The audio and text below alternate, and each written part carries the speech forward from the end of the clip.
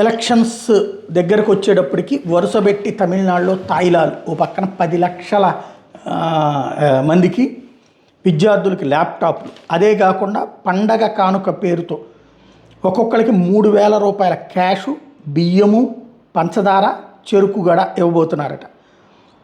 Ration card కుటుంబానికి white ration card, అంటే మనకి వైట్ రేషన్ కార్డు, అక్కడ రేషన్ కార్డు ఒకటే ఉంటుంది అనమాట.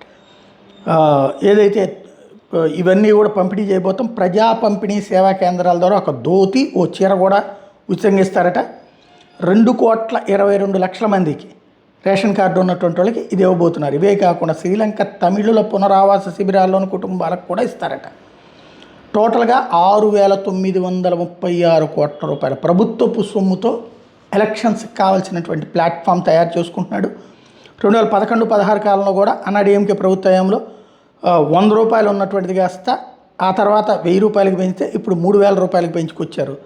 2021లో ముఖ్యమంత్రిగా పళనిస్వామి ఉన్నప్పుడు 2,500 చేశాడు కాబట్టి ఇప్పుడు డిఎంకే ప్రభుత్వం 3,000 రూపాయల సాయం అన్నటువంటిది ప్రకటిస్తుందన్నమాట.